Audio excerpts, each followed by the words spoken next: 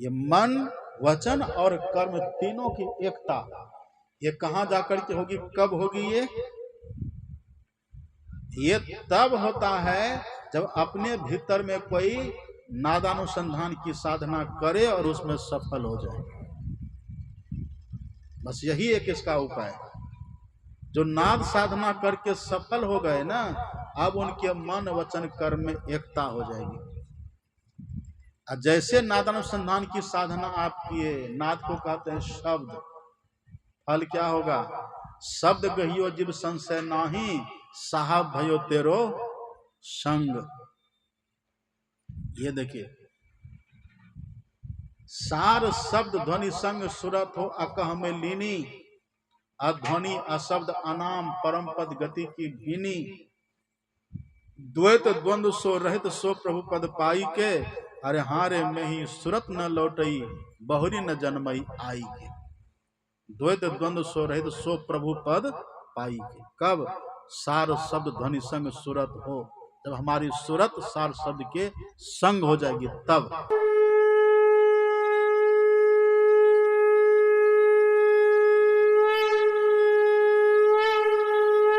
और सब बातें तो सुलझी हुई रहती है, लेकिन ईश्वर से संबंधित जब कोई बातें आती हैं बड़ी उलझी हुई होती है।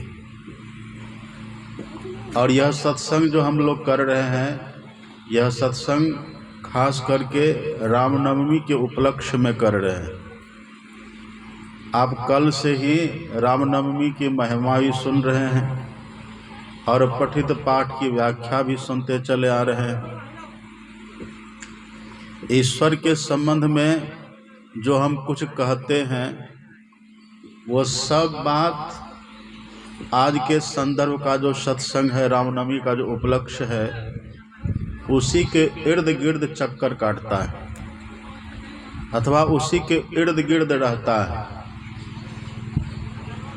ईश्वर के लिए जो बात आप सुनेंगे, जो पढ़ेंगे, और फिर जब ईश्वर के लिए किसी दूसरे से सुनेंगे, दूसरी जगह पढ़ेंगे, तो कई बार बातें कट जाती हैं। आपने सुना होगा कई जगह सभी संत महापुरुष कहते हैं कि ईश्वर के पास चलना चाहिए। ईश्वर का दर्शन करने के लिए ईश्वर के पास चलना चाहिए। अपने सद्गुरु महाराज जी कहते थे, जैसे व्यक्ति गंगा सेवन करते हैं तो गंगा किनारे जाते हैं, घर से निकलते हैं और गंगा किनारे जाते हैं। गंगा किनारे जाकर के गंगा किनारे टहलते हैं, उसके आबो हवा में टहलते हैं, उसका जलपान करते हैं, जल में स्नान करते हैं। ये सब गंगा की सेवा है। तो घर से निकलते हैं और गंगा किनारे हम जाते हैं। इसी तरह से अभी हम लोग जहाँ हैं, यहाँ से निकल करके ईश्वर के पास हम लोगों को जाना चाहिए। सब संत महात्मा कहते हैं। आप पढ़ेंगे संत दोलन दास जी महाराज की वाणी। दोलन दास जी कहते हैं, सब सखिया मिली एक मत कीजे, चलिए पिय के देश। चलिए, चलने के लिए कहते हैं। अब पिया मिले तो बड़े भाग से, नाही तो कठिन कलेश। सब कोई मिल करके ईश्वर के देश में चलिए, चलना चाहिए। और कल आपने सुना था, हम लोग मुसाफिर की तरह चल रहे हैं। जैसे मुसाफिर चलते रहते हैं ना हमेशा, ऐसे हम लोग चल रहे हैं, चलते रहते हैं। पहले 84 लाख में कहाँ थे, वहाँ से चलते चलते अब इधर मनुष्य शरीर में आए हुए हैं। यहाँ भी चलते रहते हैं, अब फिर मर जाएंगे तो आगे भी चलते रहेंगे। ये चलना, ये सफ़र, ये गति हमारी बंद नहीं होती है। हमें कब तक चलना पड़ेगा? जब तक कि हम चल कर के ईश्वर के पास नहीं जाएंगे, तब तक ये चलना ही पड़ेगा। इसलिए मैंने कल सुनाया था, आया था सैर करने हे मुसाफिर तो यहाँ, अथा सैर करके लौट जाना युक्त तुझको फिर वहाँ, लौट जाना मतलब चल जाना वहाँ, था सैर करके लौट जाना युक्त तुझको फिर वहाँ, सैर करना भूल कर निज घर बनाकर टिक गया, याद कर अपने देश की परदेश में क्यों है रुक गया। रुकना नहीं है, चलते रहना। सभी महापुरुष कहते हैं चलिए। अब ये बात को जो पढ़ लेंगे, इस बात को जो हृदयंगम कर लेंगे, इस बात को जो बुद्धि में बैठा लेंगे, अब वही जब फिर ये सुनेंगे ना, है कुछ रहनी कहनी की बात आप बैठा रहे, ये बैठने की बात कहते हैं। फिर कहते चलते ने बाट न पाई, अब बैठे ने रास्ता काटा। ये भी बातें हैं, उल्टी बातें हो गई है ना। फिर आप और भी पढ़िएगा, भगवान शंकर की बातें आपने पढ़ी होगी, सुनी भी होगी आपने। भगवान शंकर और सभी देवता मिलकर के, ब्रह्मा आदि सब देवी देवता थे, सब मिलकर के भगवान की खोज में निकले। तो सब ने कहा कहाँ जाए भगवान को ढूंढने के लिए। पूर्व बैकुंठ जान कह कोई, अब को कह पै निधि बस प्रभु सोई। अब विचार होने लगा कि ईश्वर को देखना है, ईश्वर का दर्शन करना है, तो कहाँ चलेंगे। तो भगवान शंकर कहते हैं पार्वती से कि देवी, जब सब देवता मिलकर के ईश्वर की खोज में निकले थे, भगवान की खोज में निकले थे, जब धरती पर अधर्म बढ़ गया था तब, तो कोई कहते थे बैकुंठ में भगवान रहते, बैकुंठ चलो, और कोई कहते थे नहीं नहीं बैकुंठ में मत जाओ, क्षीर सागर में चलो, वहाँ भगवान रहते हैं। भगवान शंकर ने कहा कि देवी उसी सभा में मैं भी था, उसी सभा में मैं भी था, और इस सभा में आप भी हैं और सो रहे हैं, तब कैसे बात बनेगी। कितने का आंख पटपटा रहा है, घुटना का तकिया इतना बढ़िया से लगा लेते हैं कि नींद आना स्वाभाविक है। सीधा होकर के बैठिए, बढ़िया से बैठिए। एक तो 2 दिन का सत्संग होता है, और 2 दिन में भी लोग कहते जाएंगे, अभी तो 2 दिन है न, कल जाएंगे, ऐसा कहते हैं। और कल भी जब आता कहा तभी तो प्रातः काल है ना, अपराह्न काल में जाएंगे। और अपराह्न काल में भी जब आते हैं तो आकर के बस देखते खुट्टा किधर है, आराम से बैठ करके सोएंगे किधर, खुट्टा खमोली देख करके दीवार या कुर्सी खोजते हैं जहाँ आराम से बैठें। अब बैठ करके थोड़ा सुस्ताएं भी, तो वो तो काम आप घर में करते ही रहते हैं। सत्संग में आइए तो बहुत सजग होकर के, सावधान होकर के रहिए, बहुत सावधानी से बैठना चाहिए और सुनना चाहिए। भगवान शंकर कहते हैं देवी उस सभा में मैं भी था, कोई कहते थे बैकुंठ चलो, और कोई कहते थे क्षीर सागर चलो, कहाँ मिलेंगे। लेकिन भगवान शंकर ने कहा कि देवी मुझसे भी पूछा गया कि आखिर भगवान को ढूंढने के लिए कहाँ जाना चाहिए। भगवान को देखना है, भगवान का दर्शन करना है, भगवान से लाभ लेना है, भगवान को अधर्म का नाश करने के लिए प्रार्थना करना है, कहना है, तो भगवान को ढूंढने के लिए जाना कहाँ है। विष्णु भगवान की खोज में चले तो कहाँ पर भगवान मिलेंगे, कहाँ ढूंढेंगे। आप पढ़िएगा रामचरितमानस 60 में पढ़िएगा, अपने सदगुरु महाराज जी ने भगवान शंकर को महान सत्संगी कहा है, महान सत्संगी।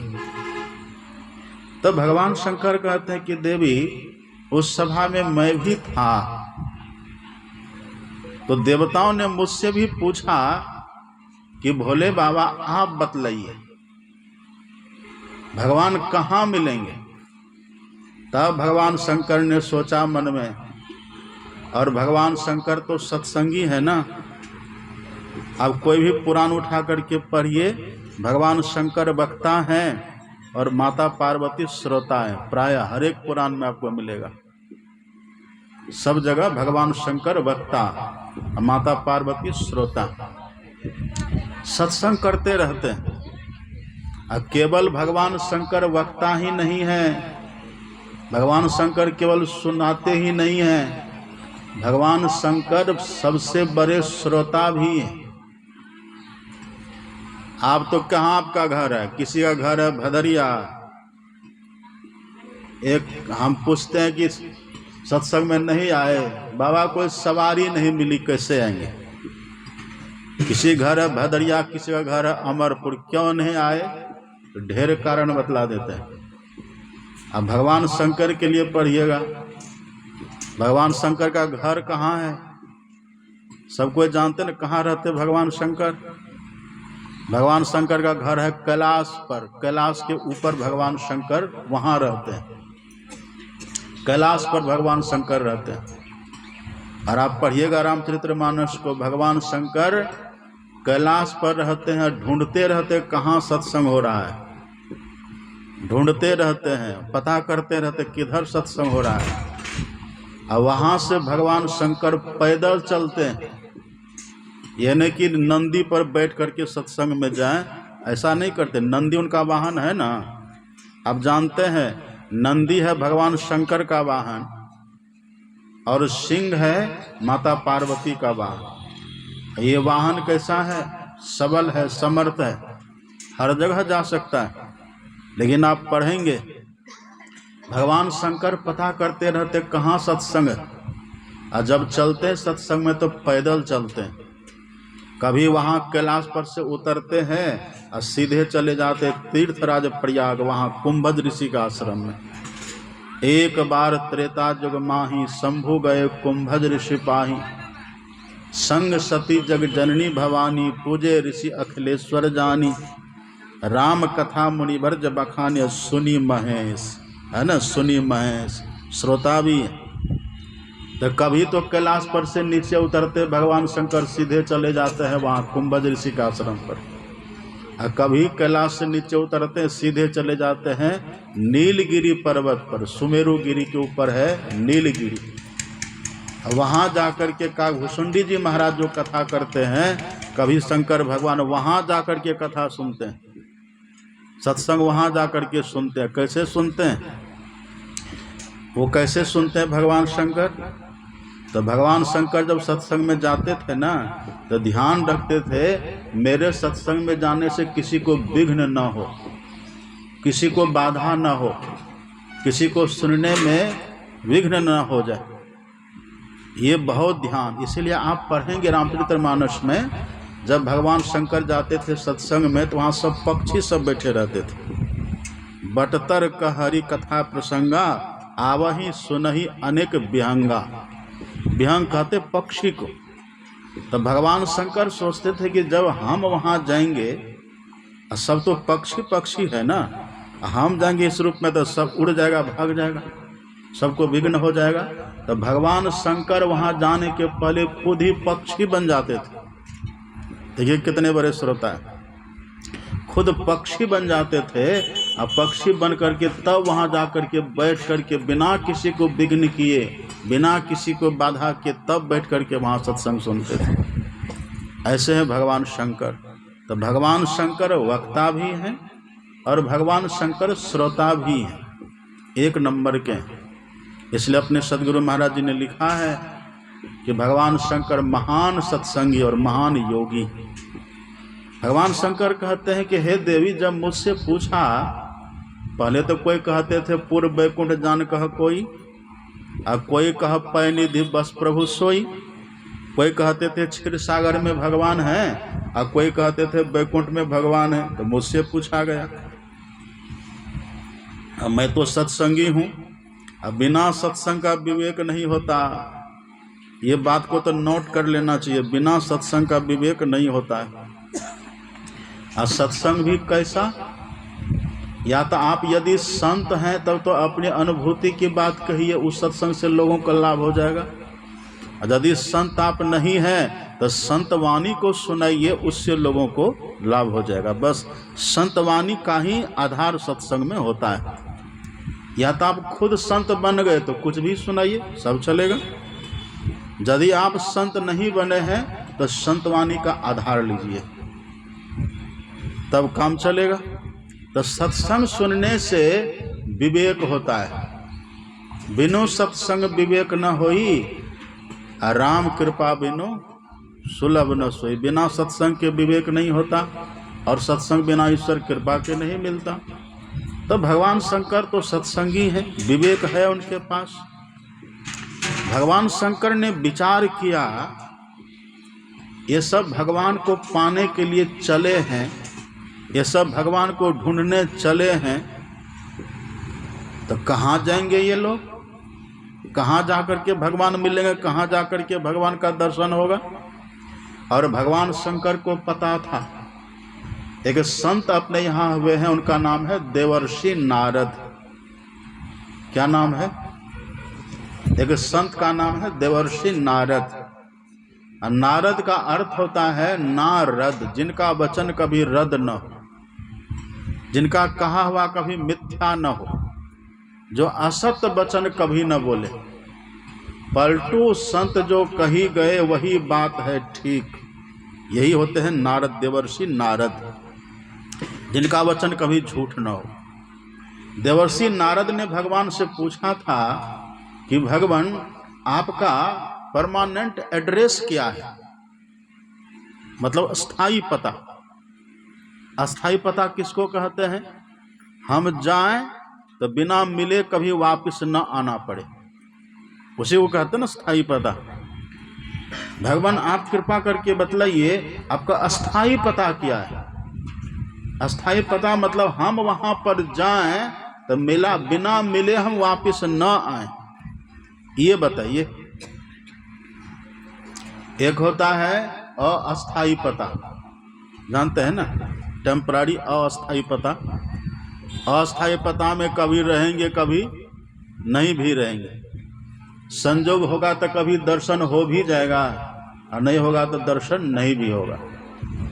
तो नारद जी ने पूछा आप अपना स्थायी पता हमको बतलाइए। आप पढ़िएगा, भगवान ने जो अपना पता बतलाया, भगवान विष्णु ने उत्तर दिया कि सुनो नारद, नाहम वासामि वैकुंठे। हे नारद, ये वैकुंठ मेरा अस्थाई पता नहीं है, और क्षीर सागर भी मेरा अस्थाई पता नहीं है। योगी नाम हृदय न च, वो जो अनुलोम विलोम कपाल भाती करने वाले योगी लोग होते हैं, रेचक पूरक कुंभक करने वाले जो योगी लोग होते हैं, जब तक वो रेचक पूरक कुंभक करेंगे, जब तक अनुलोम विलोम करेंगे, तब तक तो भगवान की याद करेंगे। अब देखिए ना, टीवी में सब बोलते हैं कि अनुलोम विलोम भी करो और मंत्र का जप भी करो, मन ही मन कहते हैं ना, रेचक पूरक कुंभक भी करो और मन ही मन मंत्र का जप भी करो। तो जब तक वो सब करेंगे तब तक तो भगवान की याद करते हैं, और जैसे करना छोड़े फिर भगवान की याद भी छोड़ देते हैं, भगवान की याद भी छूट जाती है याद। तब भगवान कहते हैं कि हे नारद, ये भी मेरा अस्थाई पता नहीं है। तुम योग कहो कि हम योगियों के हृदय में रहते हैं, ये अस्थाई पता नहीं है। या तुम फिर ये कहो कि हम वैकुंठ में रहते, ये भी अस्थाई पता नहीं है। हम क्षीर सागर में रहते, यह भी अस्थाई पता नहीं है। तब कहाँ रहते हैं? भगवान ने उत्तर दिया, मद भक्ता यत्र गायन्ति तत्र तिष्ठामि नारद। हे नारद, जहाँ मेरे भक्तगण मेरे गुणों का गान करता है, मैं वहीं रहता हूँ, पर दिखता नहीं हूँ, दिखता नहीं हूँ। यहाँ जो हम सब बैठे हुए हैं ना, भगवान हैं, ये वचन मिथ्या नहीं है, भगवान है, लेकिन देखने वालों को दिखते हैं। विमूढ़ा नानु पश्यन्ति पश्यन्ति ज्ञान चक्षुषा। जो विमूढ़ प्राणी है, विमूढ़ प्राणी को नहीं दिखते, जो ज्ञानी है, ज्ञान चक्षु जिनके पास है उनको दिखते हैं। हम सबको नहीं दिखते पर उनको दिखते हैं। तो भगवान हैं, भगवान रहते तो सब जगह हैं, लेकिन जहाँ पर भगवान के गुणों का गान होता है। भगवान के गुणों का गान कहने का मतलब क्या?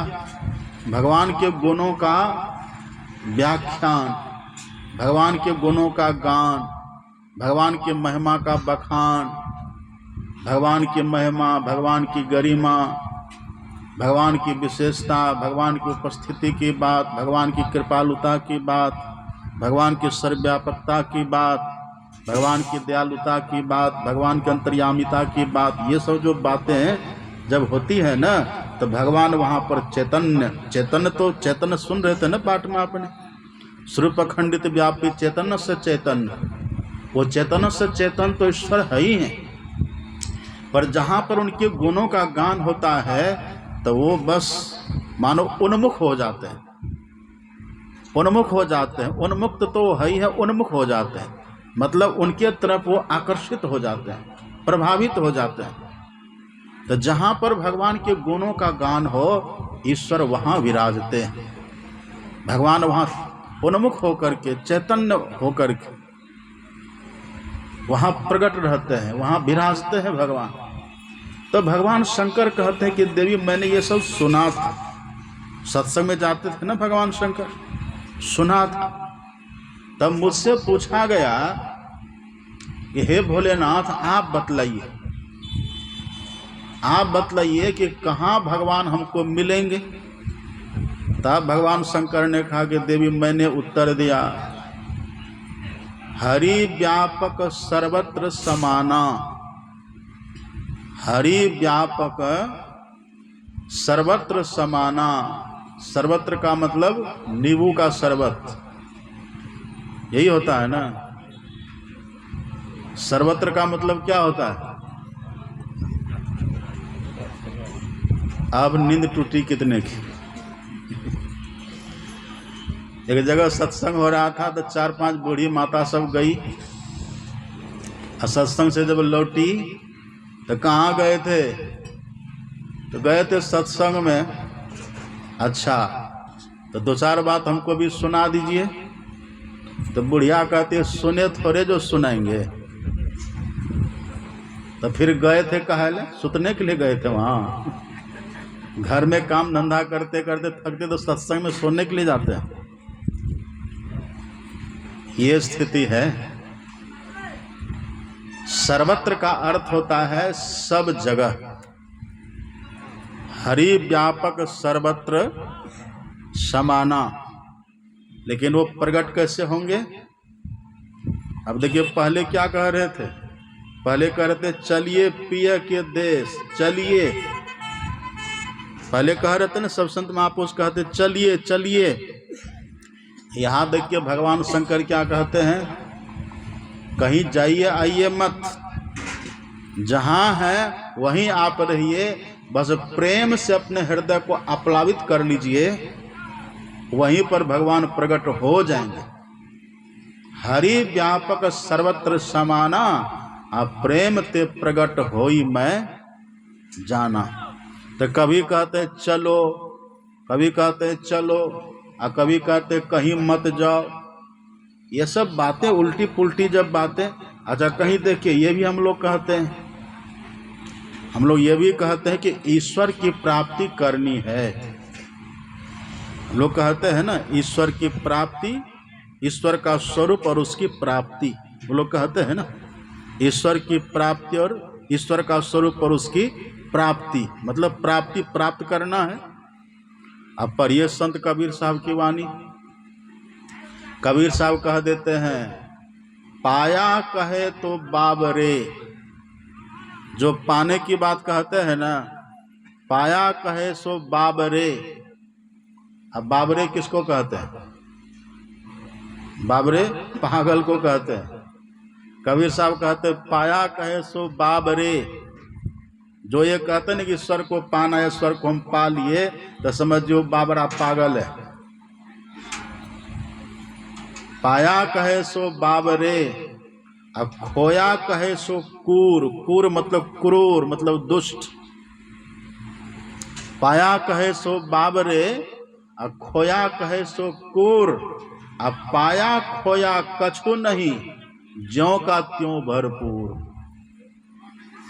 तो कबीर साहब से किसी ने पूछा, कबीर साहब आप कहते न तो पाने की बात कहो, न तो खोने की बात कहो, तो फिर ईश्वर के लिए कहें क्या?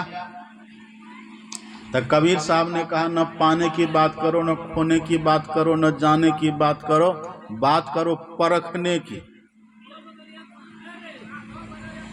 परखने की बात करो। अक्षर गहे विवेक करी, पावे तेहि ते भिन्न। कहे कबीर नि अक्षर ही, लहे पारखी चिन्ह। चिन्हने की बात करो, चिन्हने की बात करो, पहचानने की बात करो। और अपने सदगुरु महाराज जी क्या कहते हैं, आप पढ़िएगा पदावली में। अपने सदगुरु महाराज जी कहते हैं, जीवो जीवो परम पिता निज चिन्हो। परम पिता निज चिन्हो। चिन्हो मतलब पहचानो। वही कबीर साहब भी कहते हैं ना, लहे पारखी चिन्ह। चिन्हो, चिन्हने की बात है, पहचानने की बात है। न कहीं जाना है, न कहीं आना है, न उनको पाना है, न उनको खोना है। बस बात है उनको पहचानने की। और भी पढ़िए अपने सदगुरु महाराज की बात को पदावली में, आप और भी पढ़ेंगे मिलेगा। अपने सदगुरु महाराज जी कहते, तू अरु तेरो पीब भी घट ही अंतरे। ईश्वर भी इस देह के भीतर है और हम भी इस देह के भीतर है।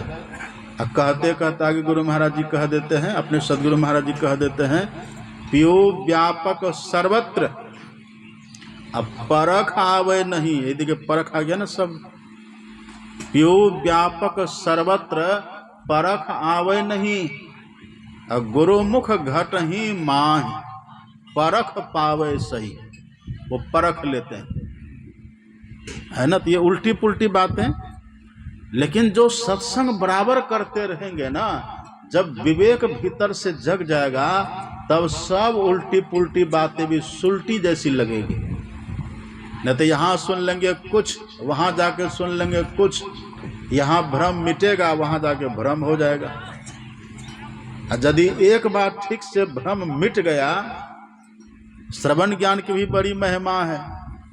यदि हम ठीक से सत्संग वचन को सुन लिए, श्रवण कर लिए, और एक बार विवेक ढंग से हमारा जग गया, तब तो कहीं भी सुनेंगे, कुछ भी सुनेंगे, तो उसमें से सार को ही ग्रहण करेंगे। तब हम हो जाएंगे कैसे? जस तुम्हारा मानस विमल, हंसिनी जिहा जासु। मुक्ता हल गुण गण चुनई, राम बसहु हियतासु। आप देखिए ना, वो हंस को देखिए। हंस जो रहता है ना पानी में, तालाब में रहता है। हंस भी दो तरह का होता है, एक तो पक्षी ये सब होता है, एक होता है राजहंस। हंस, राजहंस। राजहंस को आप देखिएगा ना तो पानी में रहता है। हंस और बगुला देखने में दोनों सेम दिखता है, लेकिन बगुला को देखिए उसी पानी में खड़ा, वो मछली चुन चुन के खाता है। हंस क्या करेगा? हंस मछली को देखेगा पर उसको पकड़ेगा नहीं। हंस जो है ना, वो डोका उका क्या क्या होता है ना पानी में, वो सबको देखेगा लेकिन पकड़ेगा नहीं किसी को। अब बगुला को मछली मिले वो भी पकड़ लेगा, डोका मिले वो भी पकड़ लेगा, ककड़ा मिले वो भी पकड़ लेगा। जो कुछ मिले बगुला को सब पकड़ के खाते चला जाएगा। हंस सब पकड़ता है? हंस सब नहीं पकड़ता। हंस को आप देखिएगा, मछली को देखेगा पर छुएगा नहीं, वो सबको देखेगा। जलचर सबको हंस देखता है पर उसको छूता नहीं है, पकड़ता नहीं है। हंस जब भी पकड़ेगा तो मोती चुगी चुगी खात कहते हैं ना लोग, मोती चुगी चुगी खात, वो मोती को चुनता है। ऐसे ही जिनके भीतर सत्संग सुनते सुनते विवेक जग जाता है, जो विवेकी पुरुष हो जाते हैं ना, फिर वो जहां भी कहीं सुनेंगे बस वो मोती को ही चुनेगा। वो मोती को ही पकड़ेगा। सुनाने वाला कुछ भी सुनावे, कोई फर्क नहीं पड़ता है। लेकिन ये ऐसा किनके जीवन में होगा? ऐसा किनके जीवन में होगा? उधर देखिए, उधर 3-4 ठो का दर्शन करिए, उधर देखिए। ये सब जीवन भर भी सत्संग करते करते मर जाएंगे तभी कुछ होगा, कुछ मिलेगा सबको? नहीं मिलेगा। इसीलिए देखिए न कितना सत्संगी सब, हम पूछते सत्संग करते हैं, हाँ बाबा करते थे, अब नहीं करते हैं। कहा अब शिव चर्चा करते हैं। इसी तरह के जो सत्संगी सब है ना, यही सब ये सब करता है। ऐसे लोग कितना भी सत्संग को सुने, अब हल्दी को कोई कितना भी साबुन लगावे तो हल्दी का रंग कभी छूटेगा? छूटेगा कभी? हल्दी छाप जो श्रोता होते हैं ना, उनका रंग कभी नहीं छूटता। वो जड़ जराट, वो जस के तस बने रहते हैं।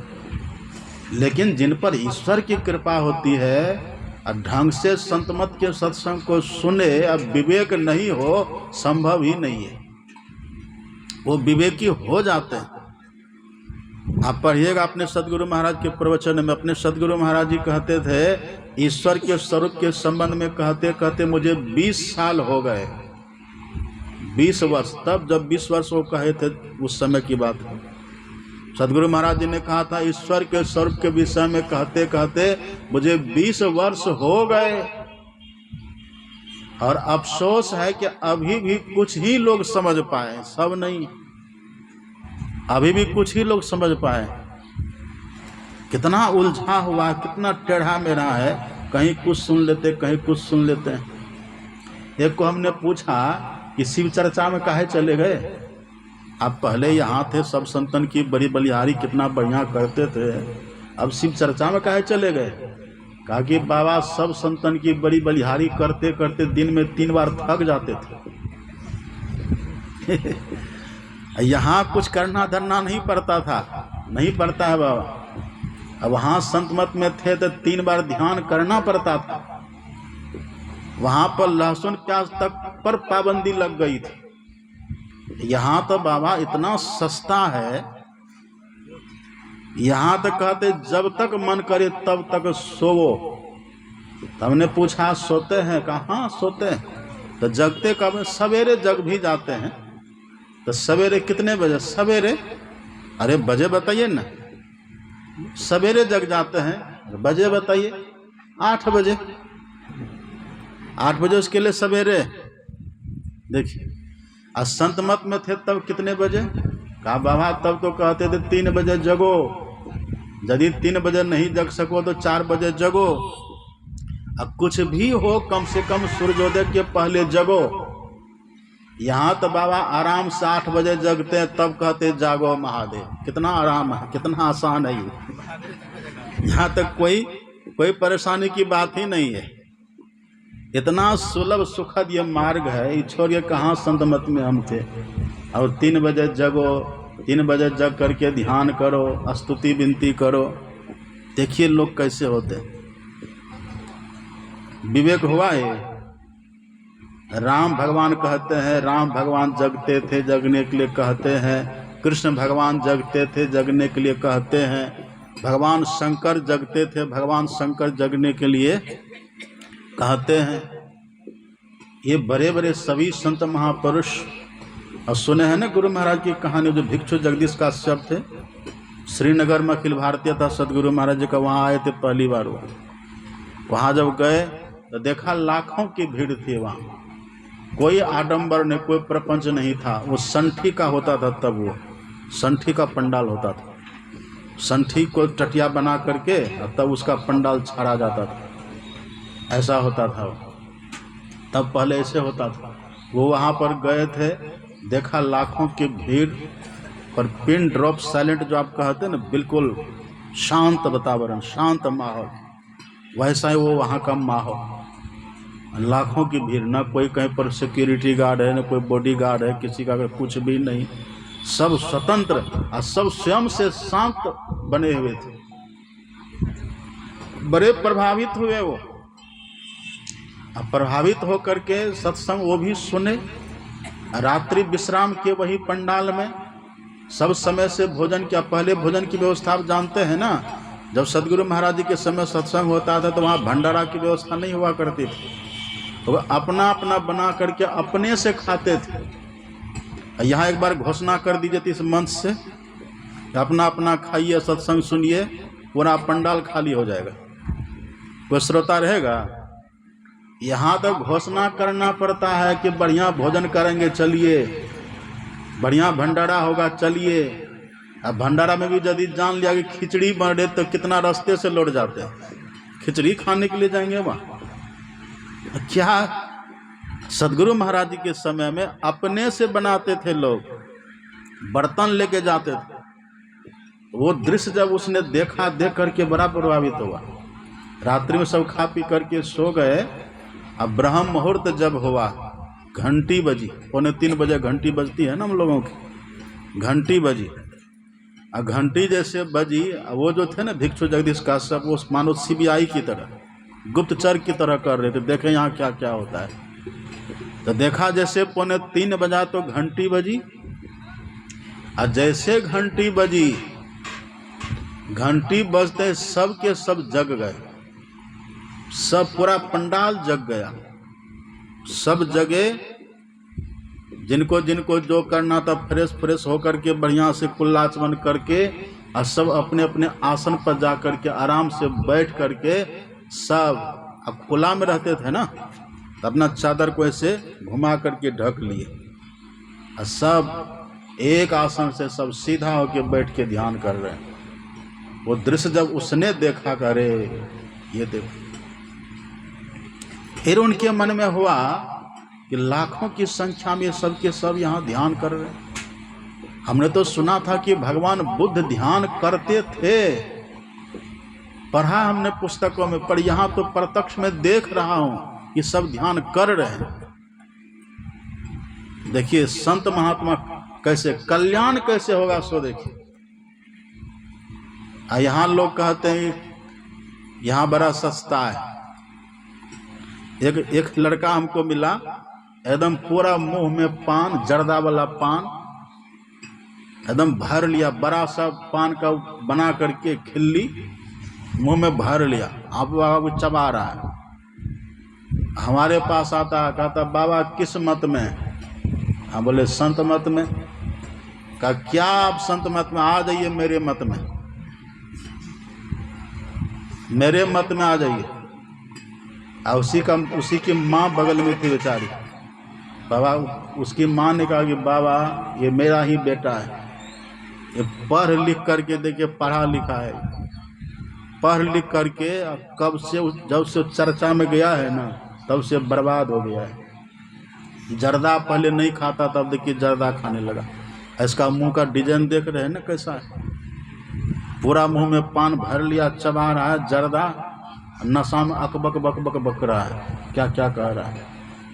हमने कहा अच्छा क्या करिएगा, क्षमा का पात्र है ये लोग, अब भगवान ने चाहेंगे तो सुधारेंगे। उसने जब देखा, अरे इतने की संख्या में सब ध्यान पर बैठे, फिर उनके मन में होता है ये सब तो बैठे हैं ध्यान पर, लेकिन महर्षि जी क्या करते होंगे ये भी जरा देखना चाहिए, गुरु महाराज जी क्या करते होंगे ये भी देखना चाहिए। और सदगुरु महाराज जी तो त्रिकालदर्शी, उनको पता था सब। तो जानबूझ करके कमरे का किवाड़ तो बंद था, सब खिड़कियां भी बंद थी, खिड़की का एक पल्ला जान करके खुला छोड़ दिया। अति वृद्धावस्था थी सदगुरु महाराज की। अब वो भिक्षु जगदीश काश्यप वहां जाते हैं, रात के 3 साढ़े 3 बज रहा है।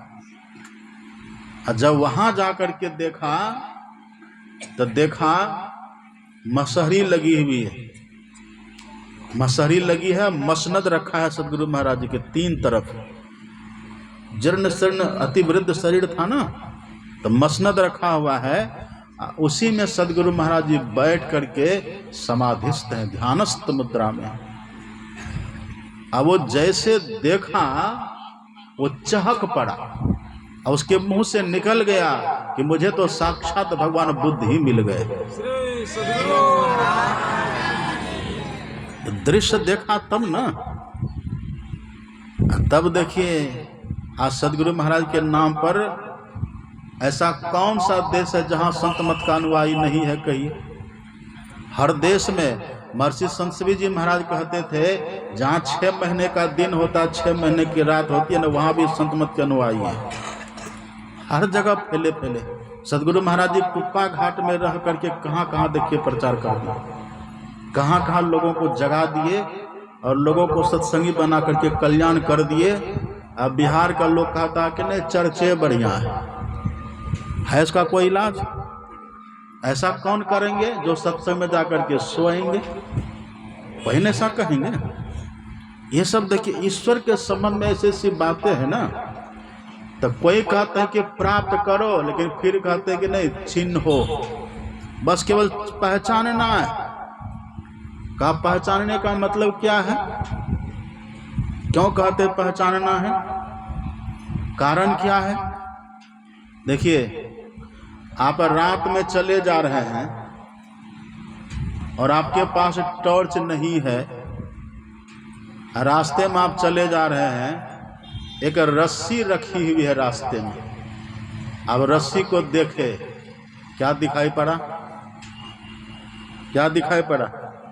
एकदम आम बात है ये बात सब कोई जानते हैं। रास्ते में चले जा रहे हैं, रात है, कोई प्रकाश की व्यवस्था है नहीं मेरे पास, अंधरिया है, रखी है रस्सी, लेकिन हमको दिख क्या गया? सांप दिख गया। अब पर देख क्या रहे? देख रहे हैं रस्सी, और दिख क्या रहा है? दिख रहा है सांप। हम देख रहे हैं रस्सी को और दिख क्या रहा है? सांप दिख रहा है। तब हम क्या कहते हैं? पहले तो डरते करे ये देखो सांप है, इतना तो डर करके 2-4 कदम पहले पीछे हट जाते हैं, डरते पीछे भागते हैं। अब फिर तब दिमाग में उनको आता है कि इसको पहले पहचानना चाहिए कि क्या है। तब वो क्या करते? पहचान कैसे होती है? तब वो टॉर्च मंगवाते हैं या कोई प्रकाश की व्यवस्था वो मंगवाते हैं, और जैसे टॉर्च वहाँ जलाते, जैसे प्रकाश करते हैं, अब उसको जैसे देखे पहचान गए। अब जैसे पहचान लिए अब सांप दिखेगा? जैसे पहचाने अब सांप का दिखना खत्म। बस पहचानने की तो बात है, चीज है वही, पर वही हमको दिख रहा था पहले सांप, और जैसे हम पहचान लिया वही क्या दिख रहा है? रस्सी दिख रहा है। अब वास्तव में रस्सी ही हम देख रहे थे। इसी तरह से, ठीक इसी तरह से महापुरुष लोग कहते हैं हम देखते हैं ईश्वर को ही, लेकिन दिख रहा है संसार। तो हमको करना क्या है? अब देखिए हमको करना क्या है? हमको करना ये है जिससे हमें ईश्वर की पहचान हो जाए। इसके लिए करना क्या होगा? इसके लिए कहते हैं जहां ईश्वर की पहचान होगी वहां जाना पड़ेगा। जहां जाकर ईश्वर की पहचान होगी वहां हमको जाना पड़ेगा। लेकिन जाएंगे कैसे? हम कैसे जाएंगे? अपने से जा पाइएगा? अपने से नहीं जा पाएंगे। तब या तो हम जहां जाएंगे वहां के रहने वाले आवे, वो हमको ले जाए, यही हो सकता है ना। या तो ये होगा, या हमसे पहले जो वहां गए हैं, हमसे पहले जो वहां गए हैं ना, वो आकर के हमको ले जाए, यही बात है ना। अब देखिए ये बात क्या हुई, वहां के जो है वो आकर के हमको ले जाएंगे। तो जब वो आएंगे ना यहाँ हमको लेने के लिए, तब उनको कहते हैं अवतार। क्या कहते हैं उसको? अवतार। हम कहते हैं ये अवतारी है, ये भगवान है, अवतार लिए हैं, ये आकर के हमको ले जाने के लिए आए हैं। और एक वो होते हैं जो यहाँ रह करके साधन भजन करके वहां तक चले गए, ईश्वर के पास जाके ईश्वर को पहचान लिए, अब फिर संसार में आते हैं, उनको कहते हैं संत। वो संत हैं। तो या तो संत हमको ले जाएंगे या तो भगवंत हमको ले जाएंगे। संत का भी अवतार होता है और भगवंत का भी अवतार होता है। अपने से कोई चाहे जाने के लिए ईश्वर के पास, यह संभव नहीं है। इसलिए अपने देश में ईश्वर का अवतार होता है। रामनवमी में किनका अवतार हुआ? रामनवमी में राम भगवान का अवतार हुआ। ये देखिए, जब भगवान अवतार लेते हैं ना, तो भगवान अवतार लेते हैं आकर के ले जाने के लिए, लेकिन इस तरह से भगवान आते हैं। जब भगवान आते हैं, इस तरह से भगवान आते हैं, भगवान का आना भी एक रास्ता बन जाता है। भगवान का आना भी एक आदर्श बन जाता है। भगवान का आना भी एक शिक्षाप्रद बातें बन जाती हैं। कैसे भगवान आए थे? सुन रहे सब? भगवान कैसे आए थे? कब आए थे? कल ही ना भगवान आए थे। कल तिथि कौन थी? कल कौन तिथि थी? कल तिथि थी नवमी। और आपको पता है सबसे खराब तिथि कौन होती है? नवमी तिथि को लोग यात्रा नहीं करते हैं। आप ज्योतिषी से पूछिएगा, किसी ज्योतिषी से, नवमी तिथि में लोग यात्रा नहीं करते हैं, खराब तिथि माना जाता है। नवमी तिथि को लोग कोई अच्छा काम शुरू नहीं करते हैं। जैसे किसी को मकान बनाना हो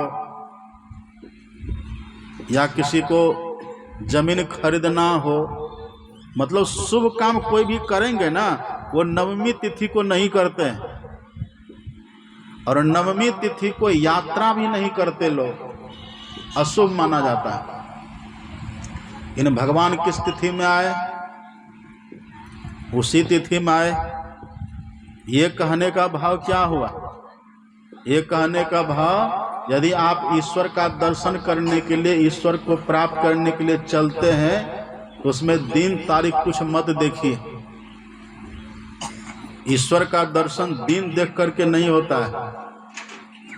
ईश्वर का भजन दिन देख करके नहीं होता है। ईश्वर का स्तुति प्रार्थना दिन देख करके नहीं होता है। यानी कि अच्छा दिन है तब स्तुति प्रार्थना करेंगे, ध्यान करेंगे, शुभ दिन है तब करेंगे, अशुभ दिन है तब नहीं करेंगे, ऐसा नहीं। अथवा हम पवित्र हैं तब करेंगे, अपवित्र हैं तब नहीं करेंगे, ऐसा भी नहीं है। अब किसी भी दिन जहाँ भी है, चाहे जो भी दिन है, जो भी क्षण है, जो भी मुहूर्त है, जो भी जगह है, आप सभी जगह पर भजन करिए, सभी जगह पर भक्ति करिए। ये संदेश देखिए। नवमी तिथि बहुत अशुभ माना गया है। इन भगवान ने कहा कि जो तिथि लोग अशुभ मानते हैं ना, हम उसी तिथि में आएंगे, ताकि लोगों के भीतर ये भ्रांति मिटे। ऐसा करिए। लोग कहते हैं कि बाबा भोजन करते करते भी जप करें, तो हाँ करना चाहिए। तो मंत्र जूठा नहीं हो जाएगा? मंत्र जूठा नहीं होता है। मंत्र के जपने से तो परम पवित्रता आती है। हाँ, एक बात, इसका मतलब ये नहीं खा पी लीजिए जूठे रहिए, ये नहीं। यदि आप भोजन भी कर रहे हैं ना, ये मत सोचे कि हम भोजन भी करें, मंत्र कैसे जपे, मंत्र जूठा हो जाएगा, ये नहीं सोचना है। भोजन भी करिए और भोजन के समय गप मत करिए। भोजन के समय मौन रह करके भोजन करिए और जप भी करिए। महर्षि वशिष्ठ राम से कहते थे कि हे राम, भोजन करने के समय एक भी कौर बिना नाम लिए मत ग्रहण करना। राम को कह रहे थे, बताइए। योग वशिष्ठ में आप पढ़िए ना। भगवान से कह रहे थे कि हे राम, एक कौर भी जब लो ना, तो बिना नाम लिए मत लो। और आप लोग क्या करते हैं? किसी को भोजन थाली में परोस दिए, अब 5 आदमी घेर करके बैठ गए। अब भोजन भी कर रहा है, बाबा कब आए थे, यही समय पूछना आपको जरूरी है। भोजन थाली में परोस दिए, बाबा कब तक रहिएगा, अलूल जलूल बात। भोजन दूसरे को शांति से करने दीजिए और अपने भी शांति से करिए। इसलिए भोजन को एकांत में करने की बात कही गई है। एकांत में बैठिए, आराम से भोजन करिए।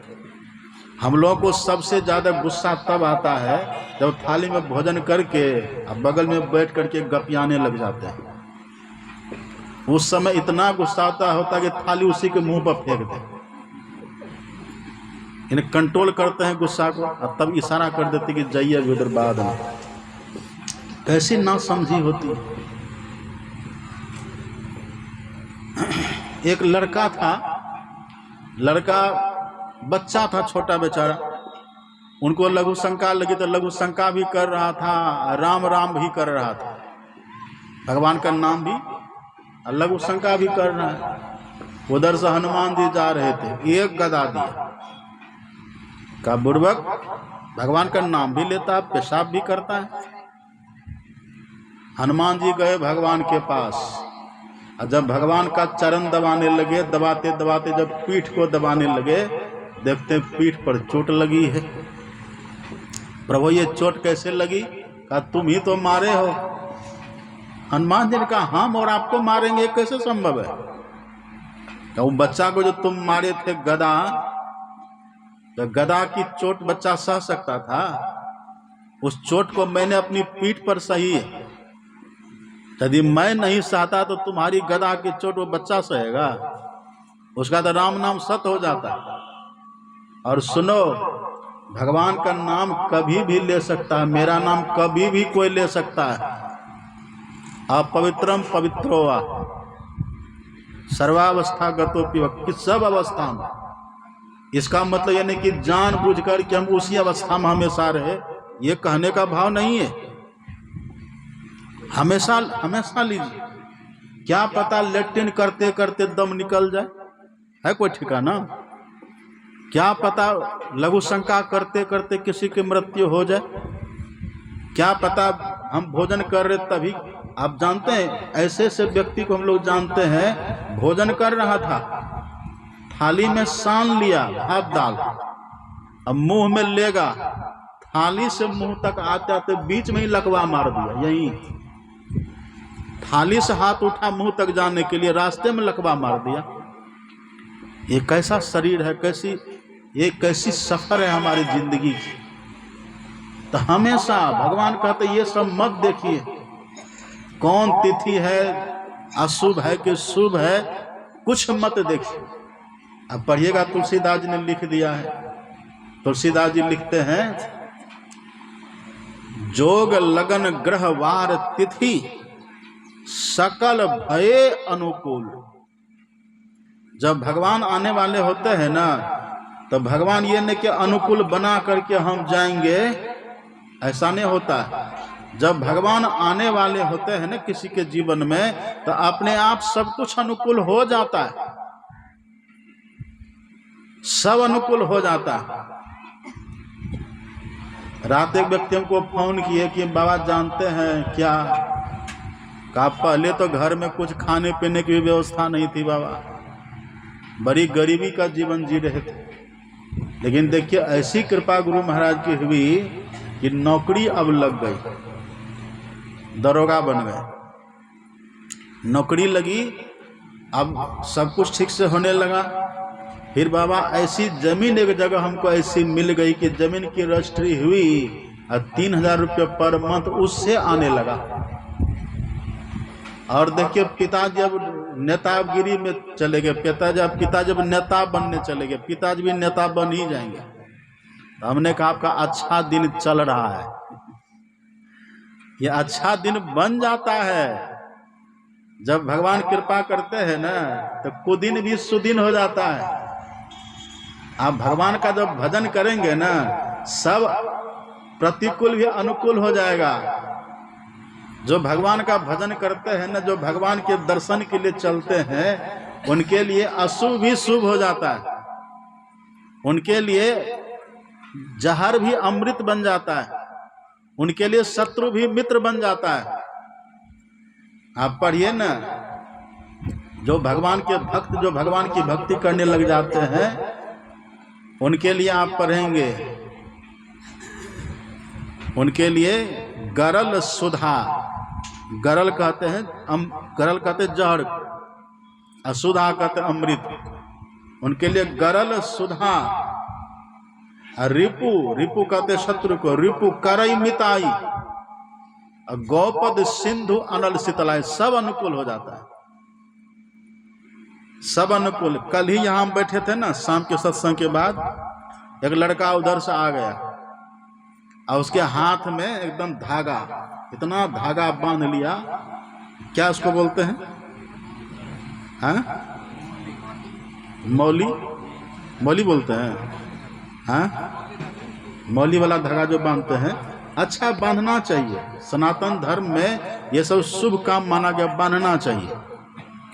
लेकिन लोगों को हम देखते हैं कि बांध लिए, अब बांध करके कब का बंधा हुआ है, उसमें तेल चिपचिपा रहा है, कालिख लग गया है, दो चार धागा टूट के लटक रहा है, सड़ गया है, पसीना लग गया है। अब कहते बाबा रोटी बना के खिला दें, हे भगवान उल्टी हो जाएगा हमको खा करके। इसलिए हम जब कभी किसी घर जाते तो पहले खाना बनाने वाले का हम हाथ देखते हैं। ऐसा सर बांधिए, अच्छी बात है, बांधना चाहिए, लेकिन आप तो ऐसा घिनक्कर तरह बना देते हैं, देख कर एकदम कैसा पसीना उसमें लगा हुआ है। आटा सानेंगे तो पानी तो दीजिएगा, फिर वो सब पानी उसी में जाएगा। और लोग जब खाना परोस करके लाते हैं तो खाना ला रहे हैं, वो जो धागा लटक रहा है वो दाल में भींग रहा है, क्या अमृत दे रहे हैं उसमें? कैसा संस्कार खराब कर लिए। तब तो हम लोग, इसीलिए हम लोग सबके हाथ का नहीं खाते हैं भोजन, घिनक्कर तरह बन करके रहते हैं। चेहरा खूब सुंदर दिखेगा और डिजाइन इतना घिनक्कर बना करके रखते हैं, उल्टी हो जाएगा खाने में। वो लड़का आ गया, इतना धागा बंधा हुआ, कहते पंडित जी हाथ देखते हैं। यह कल शाम की बात है। हमने कहा क्यों जी? कहा कि मेरे जीवन में संकट बहुत आता है, संकट बहुत आ रहा है। हमने कहा मछली खाता है? कहा हाँ वो तो खाते हैं। हम बोले तब और आने वाला है, और ज्यादा संकट आने वाला है। हाथ दिखाने से क्या हो जाएगा? हाथ में, हाथ की जो रेखा होती है ना, ये बदलती रहती है। आप देखिएगा, गौर करिएगा, रेखा को देखते रहिएगा। ये जो हाथ की रेखा है ना, बदलती रहती है। आप जैसा जैसा कर्म करते चले जाएंगे, रेखा की बुरी भली कर्म के अनुकूल बदलती चली जाती है। ये नियम है, रेखा बदलती रहती है।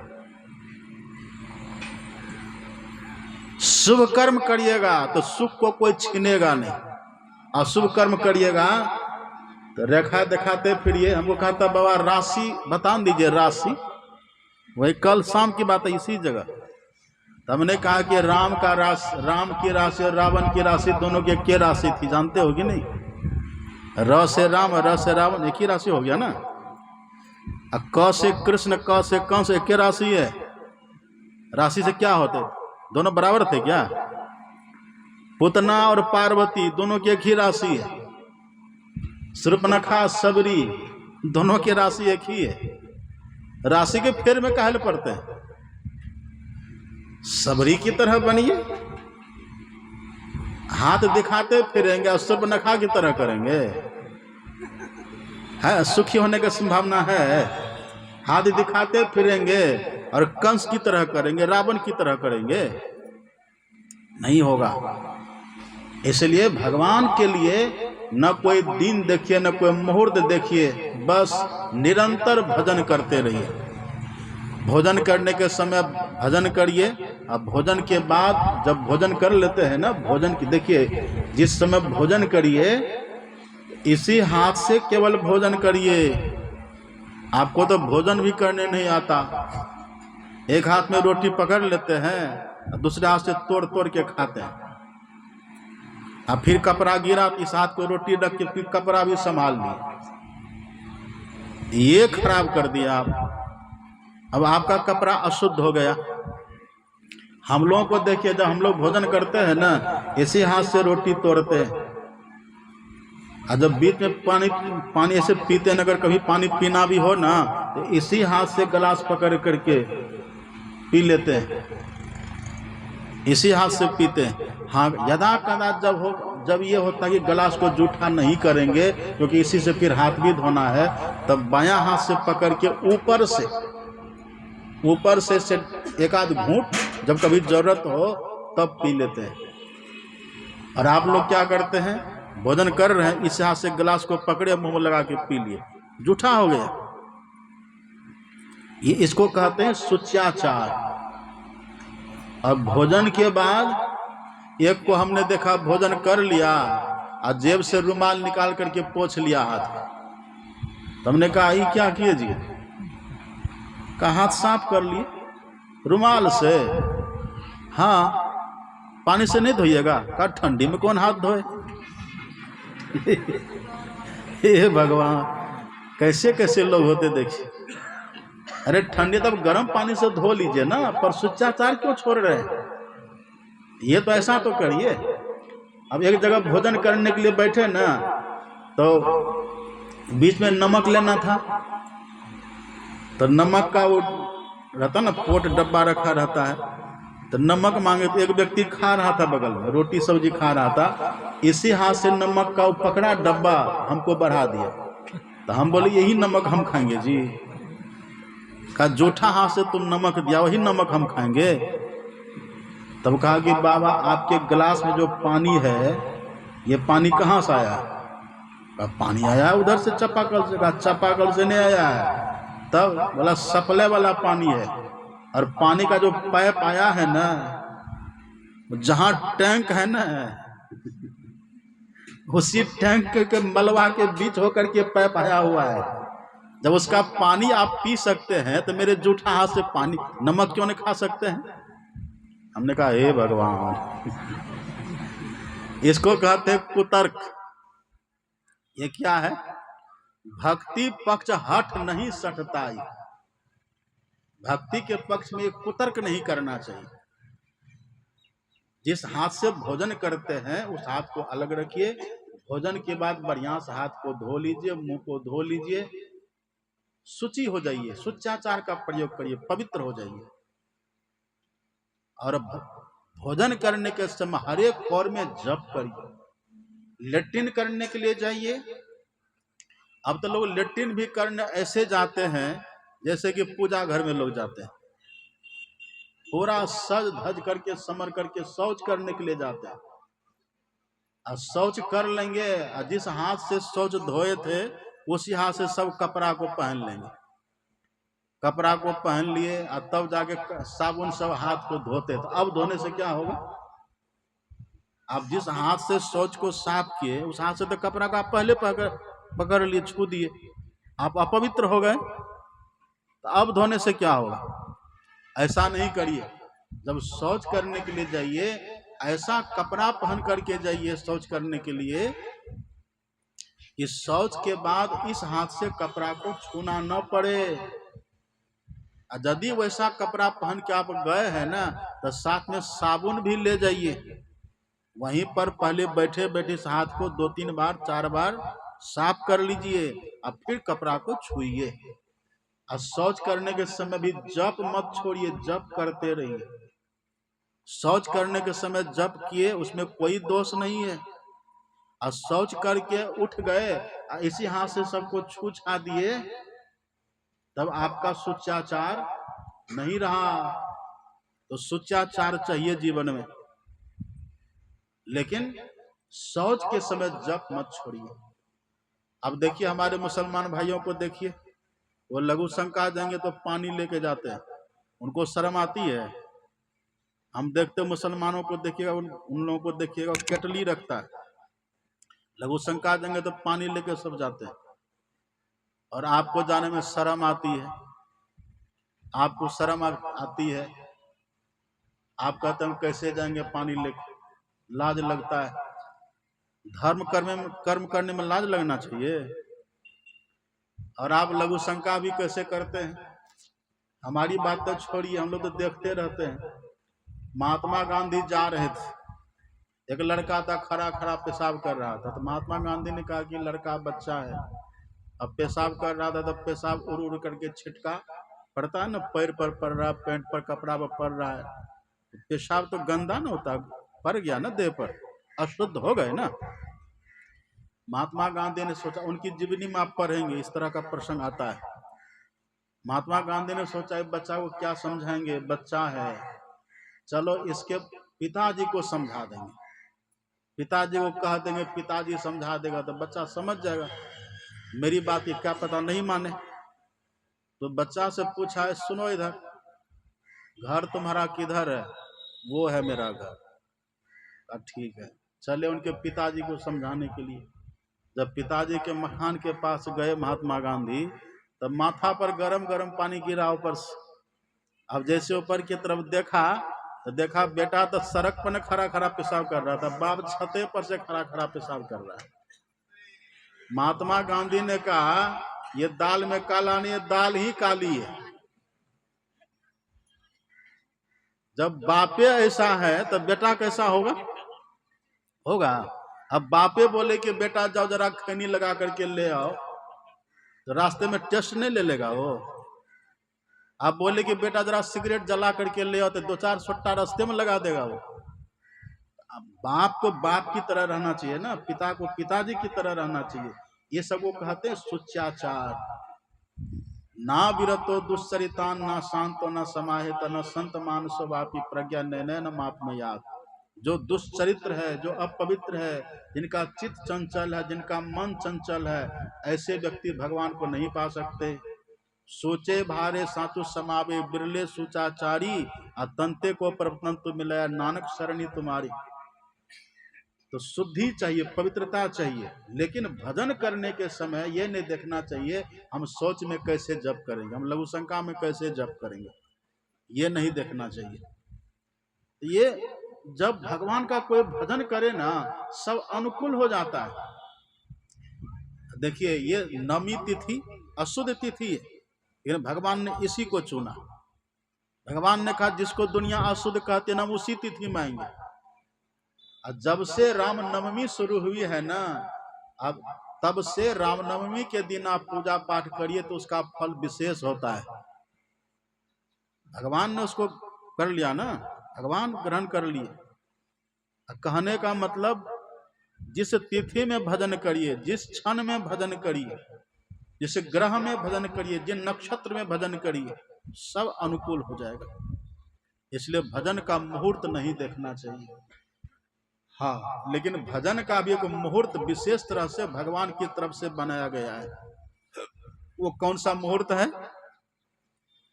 उसको कहते हैं ब्रह्म मुहूर्त। कौन सा मुहूर्त है? वह है ब्रह्म मुहूर्त।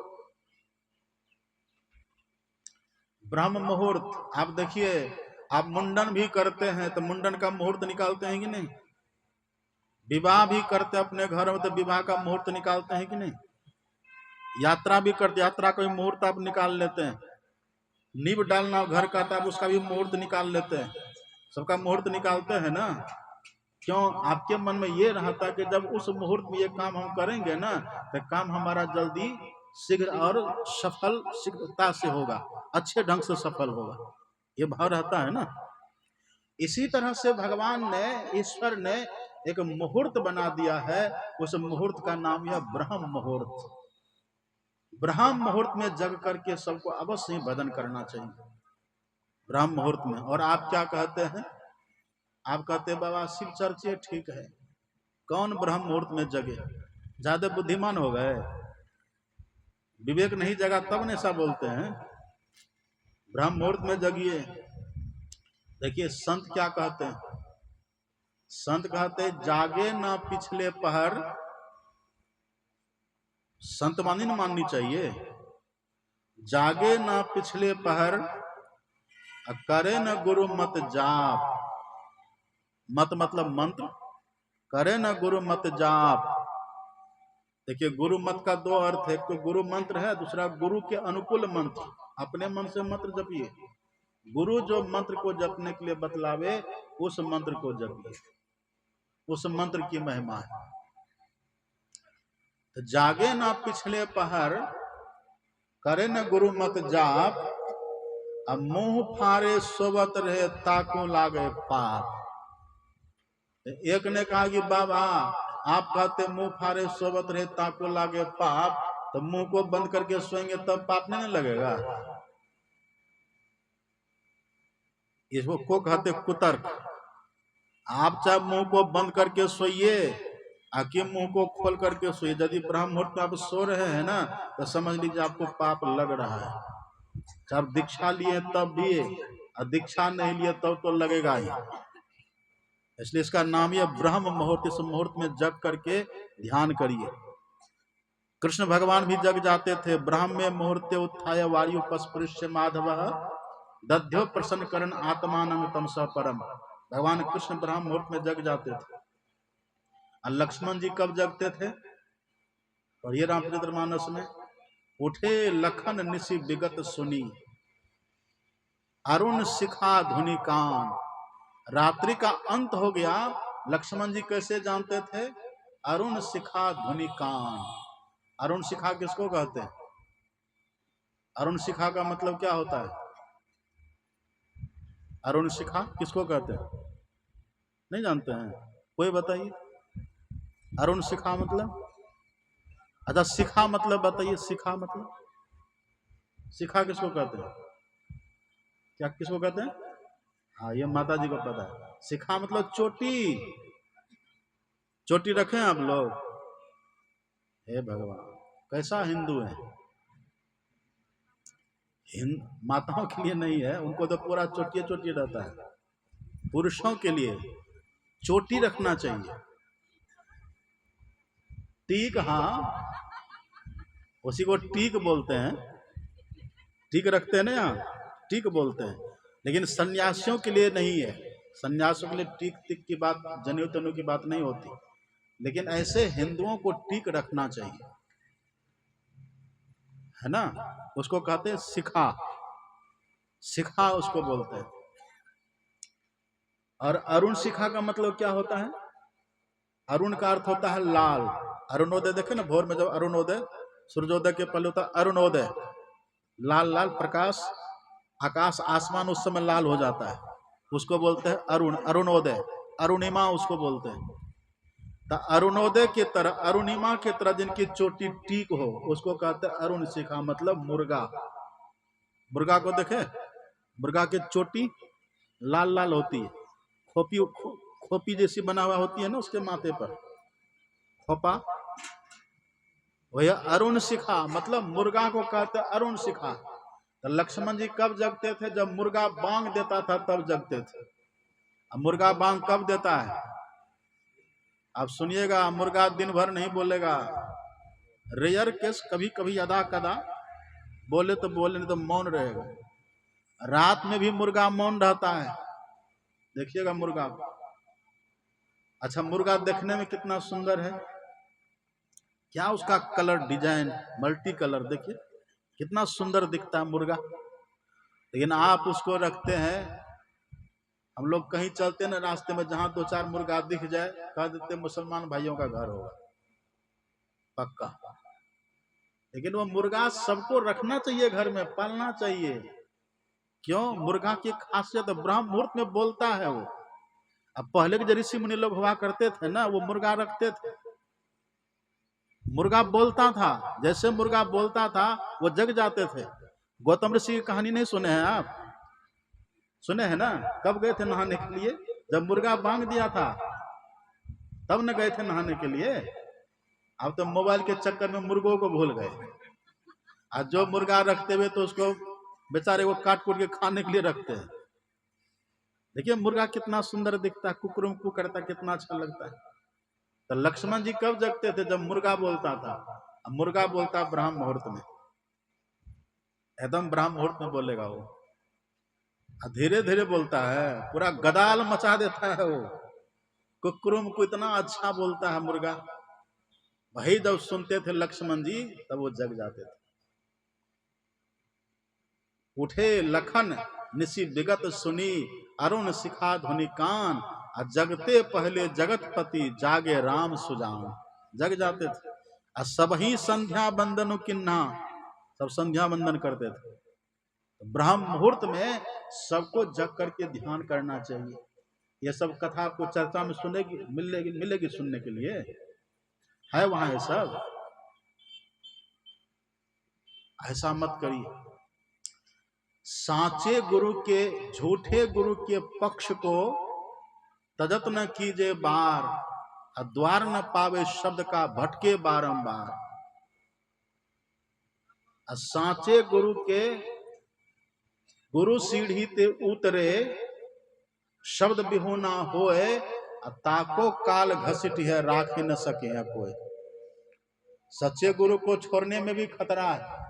यदि संत मत को छोड़कर आप इधर उधर हिल रहे हैं तो खतरा है, और दूसरे को छोड़ करके संत मत में आ रहे हैं तो लाइन क्लियर है आपका, हरी झंडी है।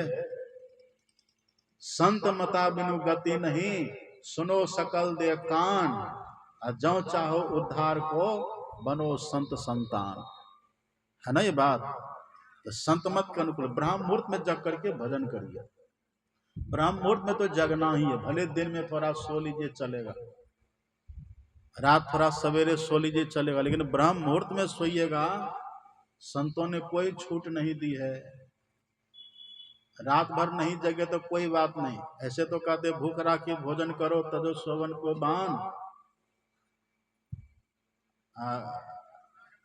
है ना। दिन को हरि सुमरन करो, रैन जागी कर ध्यान। पूरी रात नहीं जागी सके तो आधी रात सो जाग। आधे रात में जग जाइए। यदि आधे रात में भी नहीं जग सकते तो पिछले पहर में, मतलब 3 बजे से जग जाइए। और उसमें भी नहीं जगते तब उसमें कहा गया जागे ना पिछले पहर, करे न गुरु मत जाप, मुंह फारे सोबत रहे ताकू लागे पाप, फिर पाप लग जाएगा। ब्राह्म मुहूर्त में जग जाइए। अच्छा अब देखिए, नवमी तिथि में भगवान आए ना। नवमी तिथि मधुमास पुनीता। कौन महीना चल रहा है अभी? कौन महीना है? चैत। चैत महीना का दूसरा नाम क्या है? बैसाख तो अगला हो गया। इसको कहते हैं चैत महीना, कहते हैं मधुमास। क्या कहते हैं? मधुमास कहते हैं। अब मधुमास में मधु का अर्थ क्या होता है? मधु का मतलब मीठा, शहद। पर खाना क्या चाहिए?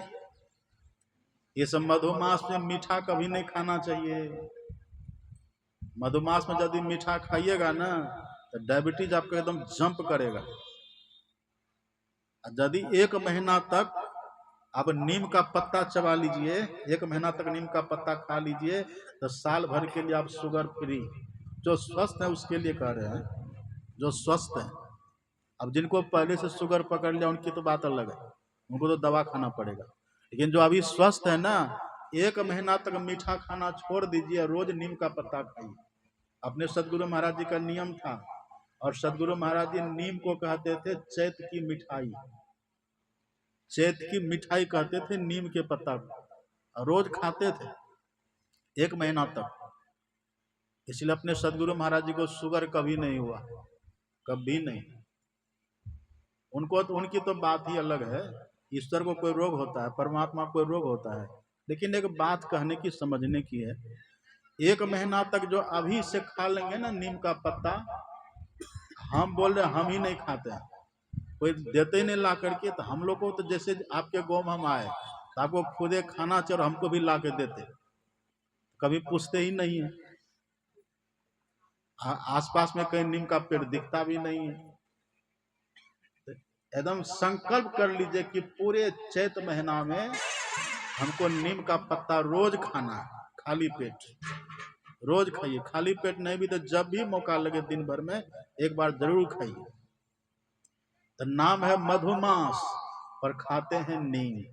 परिणाम क्या होता है? सब दिन स्वस्थ रहिए। अच्छा, सबसे ज्यादा मिठाई खाने वाले देवता का नाम बताइए।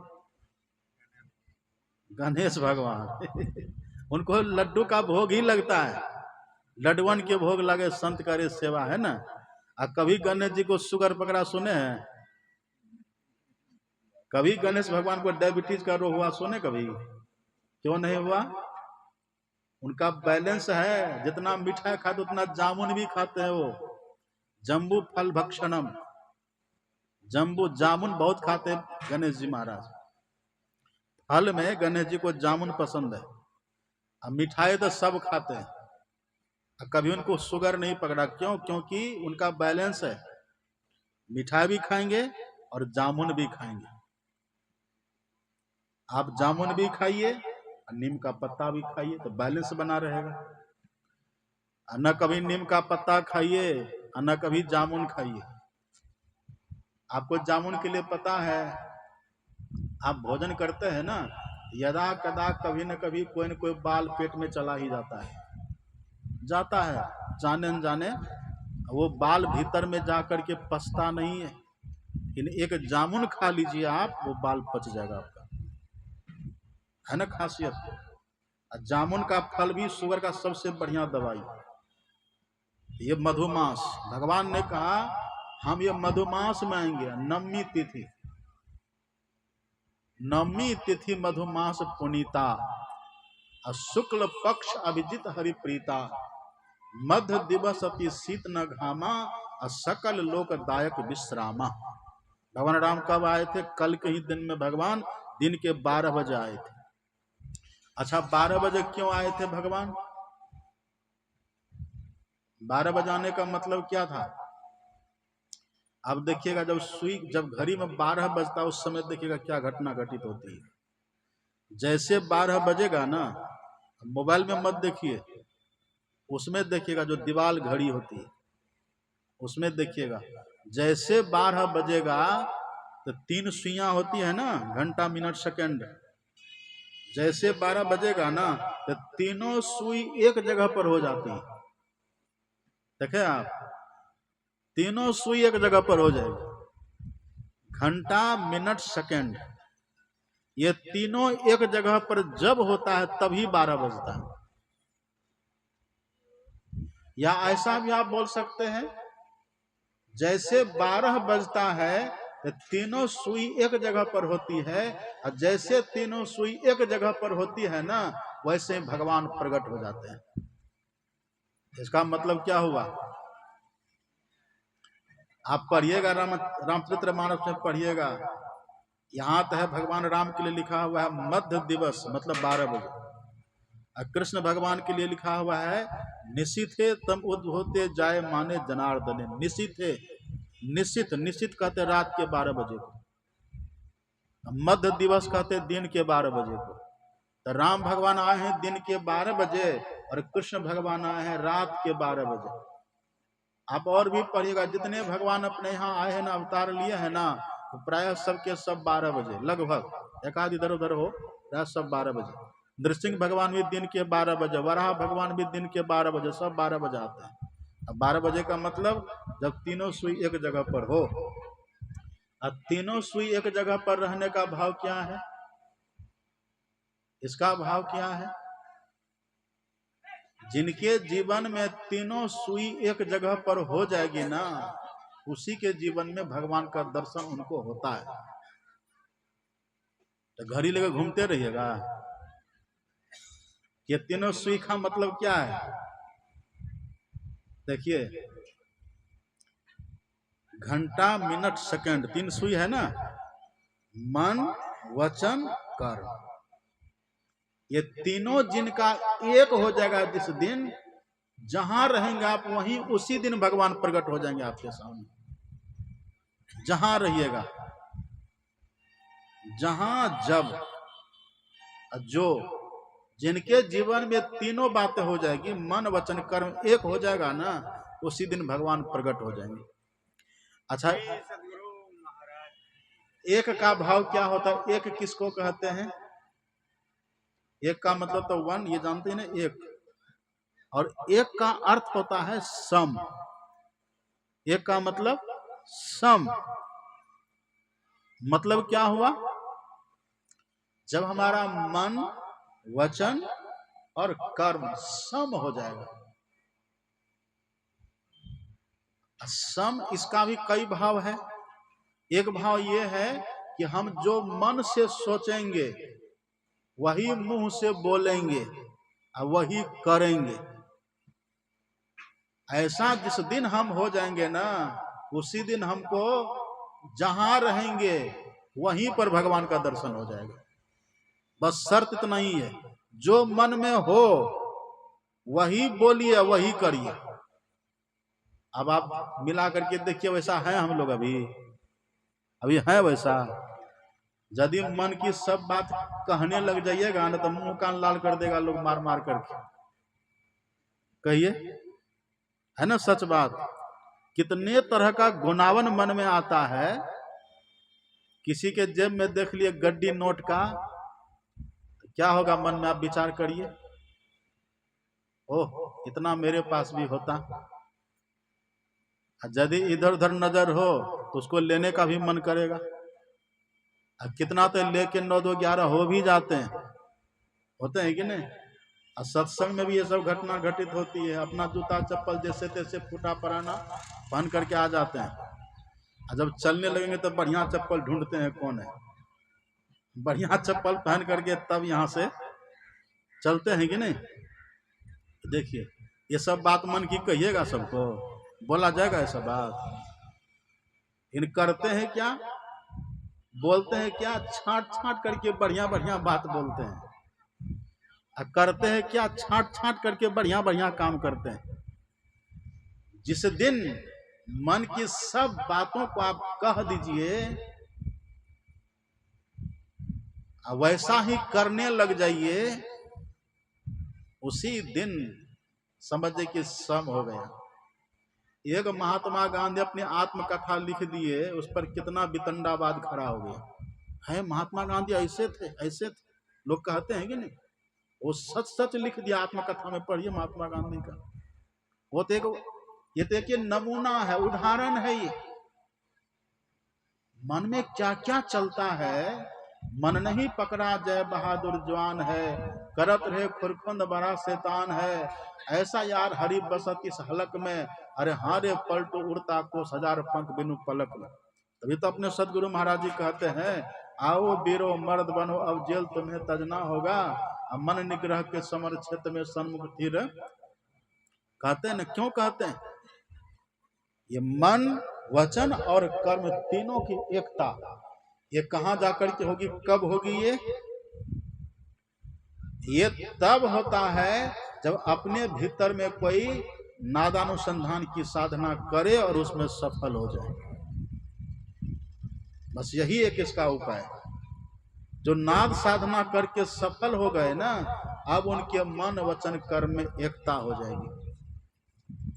जैसे नादानुसंधान की साधना आप किए, नाद को कहते हैं शब्द, फल क्या होगा?